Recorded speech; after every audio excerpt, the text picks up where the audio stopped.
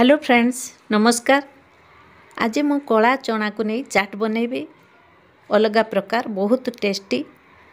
आपण ये चाट को ब्रेकफास्ट डिनर लंच रे खाई परिबे। बहुत स्वादिष्ट देखा बहुत सुंदर। आसंते बे रेसिपी तैयार करिबा। गोटे कप चना नहीं सुखा चना को मु 8 घंटा भिजाई नहीं।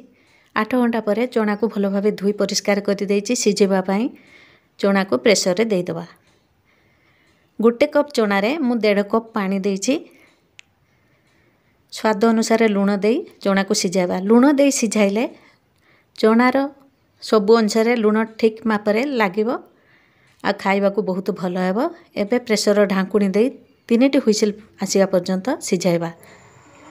3टी हुइसिल परे प्रेशर को ठंडा करी नेछि। ढांकुणी बाहर करी चना को देखिबा ठीक भाबे सिझी जाइछि। ई चना को एमे साइड रे रखिबा।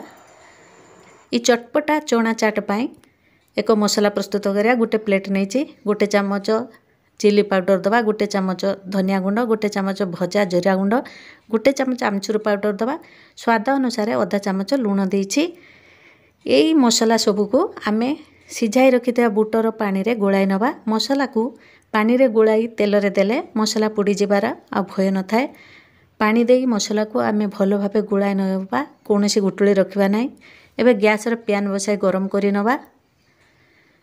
मीडियम टू हाई फ्लेम रे 2 चामच सोरिष तेल दबा। तेल गरम हैला परे गोटे चामच जीरा दे फुटाइबा। 2 इंच रो हेंगु दे दबा। 1 इंच रो अदा कुरा तेल रे दे भाजिबा। ये सब भलो भाबे भाजी हे गेला परे मसला को पानी रे गुलाई रखितिले तेल रे दे दबा।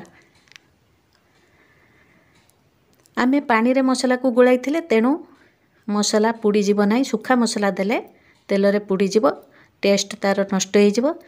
मसला सिझी गला परे पानी मरी जीव, तार तेल ऊपर को बाहरी आसिले मसला हमर प्रस्तुत हो जाइए। एबे सिझाई रखितेबा कला चना आ तार पानी को मसला रे देई देबा। हाई फ्लेम रे जाल रखिबा।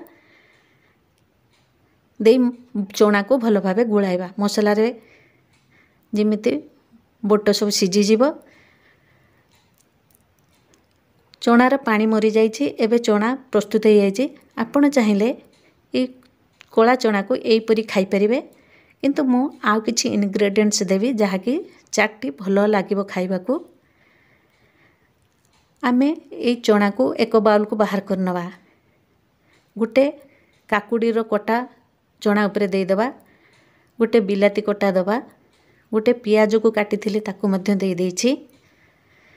चटपटा पाई गोटे चामच कटा लंका देछि, कंचा लंका, गोटे सिझा आलूर कटा देछि, धनिया पत्र कटा देछि, चाट मसला गोटे चामच देछि, आधा चामच कला लूण दे दबा। गोटे लेंबू को 2 फाड़ करी काटी नेछि चिपुड़ी तार रस दे दबा। ए सब दे साइला परे चाट को आमे भलो भाबे गुळाई नबा।